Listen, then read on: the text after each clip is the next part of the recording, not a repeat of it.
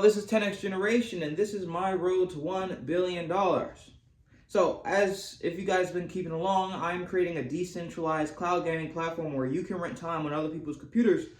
And it's done, but I've been taking a break because there's been blocks and all that stuff. And because of my belief system, I believe when there are barriers, you should acknowledge them and try to comprehend them before moving forward or blasting through, like some people kind of advise.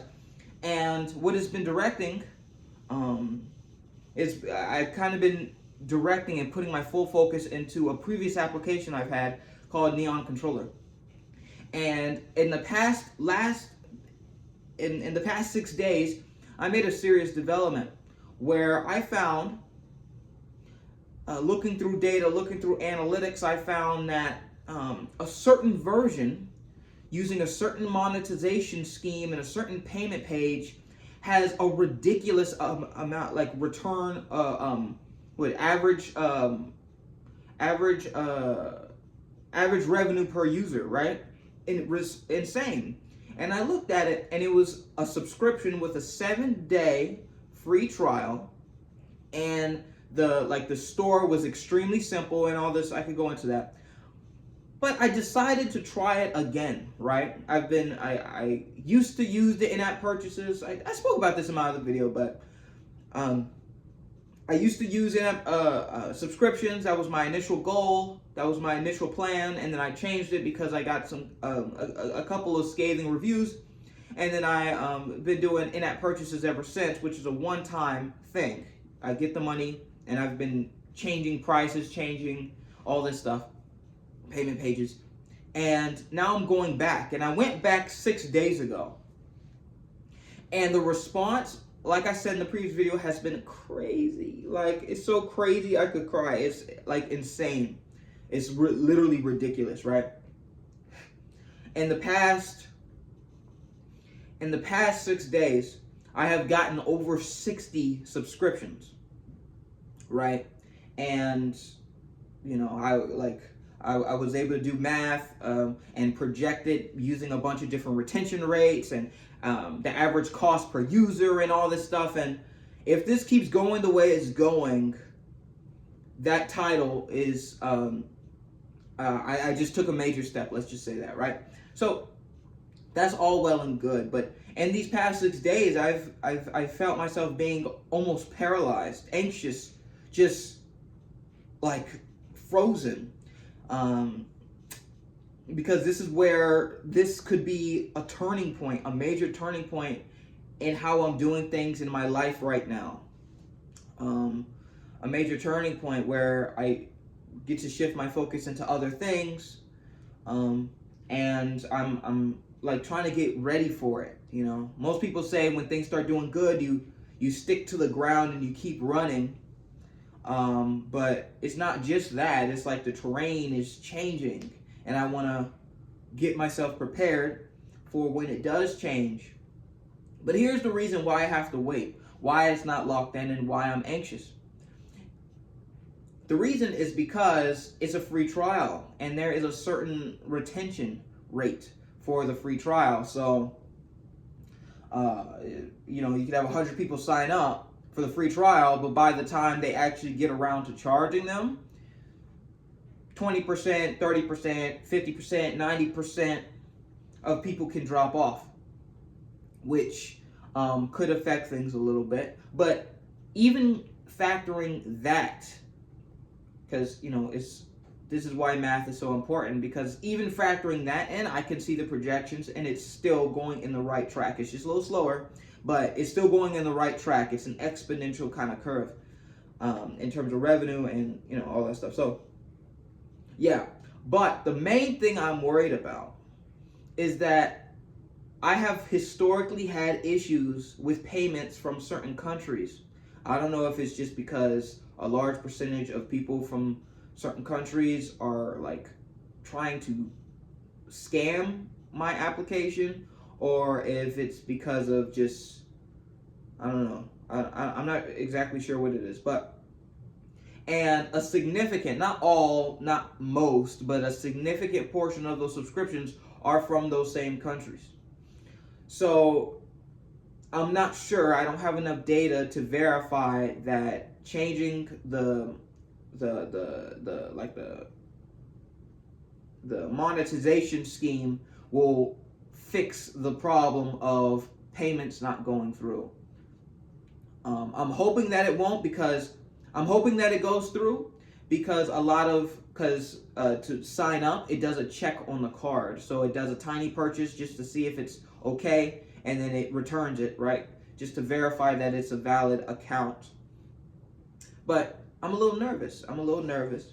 Because this could be the start of just like something amazing. And here's the thing, like, if this thing does pick up, I've already planned, I've journaled a lot about what I'm going to do with the additional revenue, according to the projections, with, margin of errors. And I've tempered my expectations, but I also see how it could be better than I expect. And I've decided and I have a little plan of what I'm going to do. So the first thing,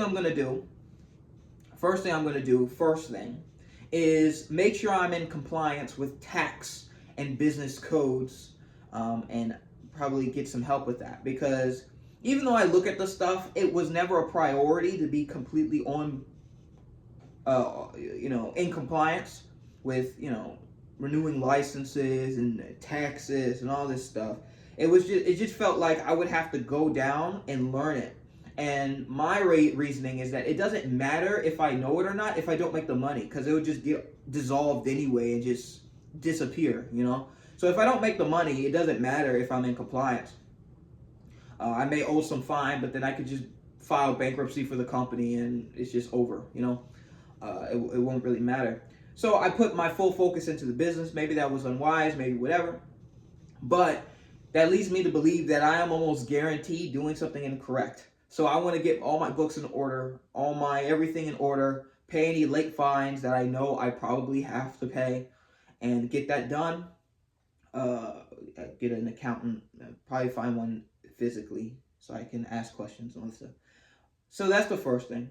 The second thing is that I want to, again, with just best practices, I want to start creating buckets and investment accounts for my personal money, right? I do have a savings account, just real basic, just my money, savings money. I just take 10% of everything that goes into my bank account into a savings account. But I want to be a little bit better with it. I want to project for things like house, because I want to get a house at some point, and I have a timeline for that. So I want to put money away from that, and I also want an investment portfolio for my personal. And that's really just because I'm someone who I realize deep down I really desire to have like a family, and do that whole thing, become a father, be a good example. But I know it's only going to be a fun, enjoyable, just positive experience if I'm ready for it and I plan accordingly. So I want to go ahead and get all my ducks in order now, because they say you should wait about 3 years of knowing someone before marrying them. So that's kind of the timeline a little bit. That's the minimum, right? That's the minimum. And then, of course, it could take longer because dating and just stuff. So, but this is all things going on in my mind. And I want to project for that. And I also want to make investment accounts for my business, right? So right now I was learning about CDs. If you don't know what that with a certificate of deposit or something, it's like you lock your money somewhere and it generates a guaranteed amount of interest as long as you don't touch it. And it's usually significantly higher than something like a high yield savings account.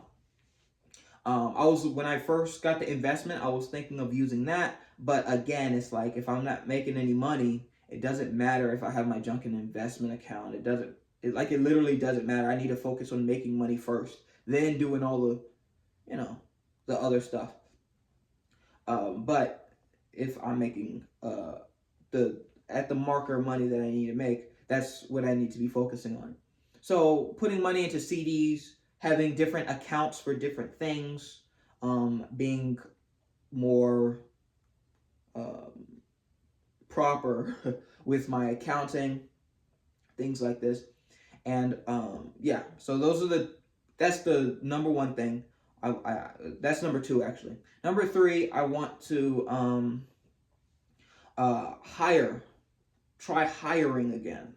I want to hire a social media marketer because I discovered two things by looking at the data and doing the projections for the revenue based on this new revenue scheme. There are two things. So first off, the amount of money I make per month is less dependent on retention. It's not really dependent. It's not that dependent on retention. Like a fluctuation in 20% is like, it changes how much money I make that month, of course.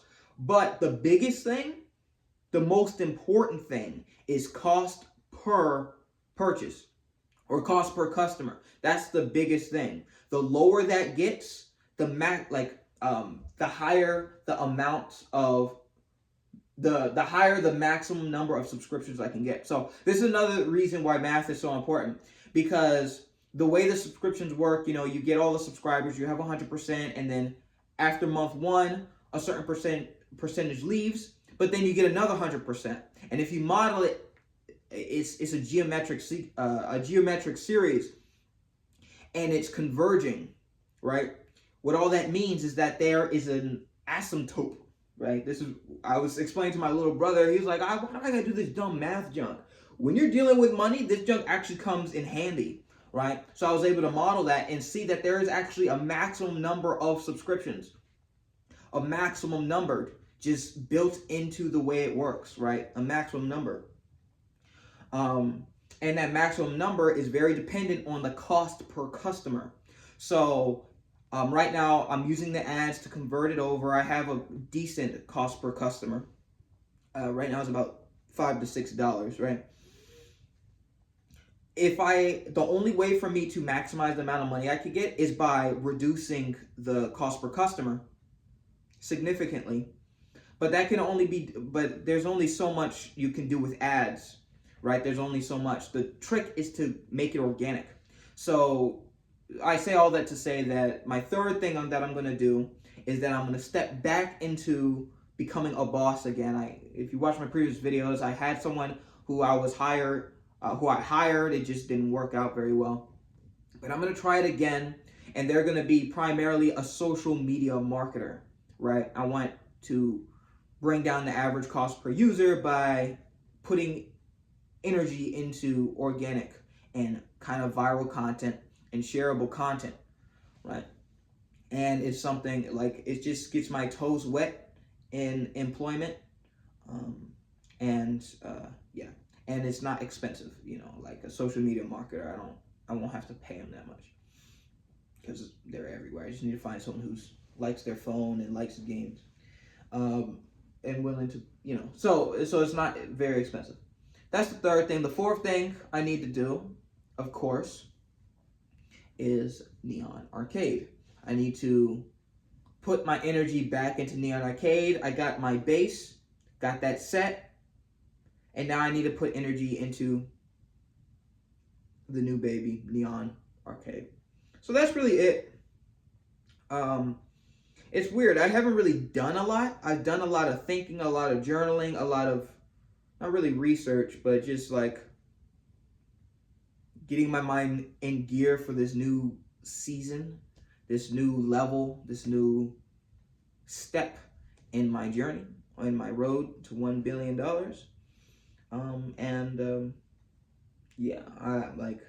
Part of me, there's still like a remnant of guilt a little bit. It's like, wow, these good things are happening to you, yet you're just sitting around watching movies, taking walks, eating Jamaican food, just like relaxing, and I'm not on the grind. And part of me feels guilty, but another part of me realizes that not all work is physical, not all work can be seen. And the majority of work is being done by your unconscious. The majority of the work that is being done in your life is things that you don't consciously do. And I acknowledge that, and I have seen that in my life. So I'm slowly learning to unlearn I'm slowly unlearning that guilt of like things are going well, so you got to stay on the grind, all that stuff. So, yeah, that's really it. Thank you all so much for watching. This is 10X Generation, and I'll see you guys next time.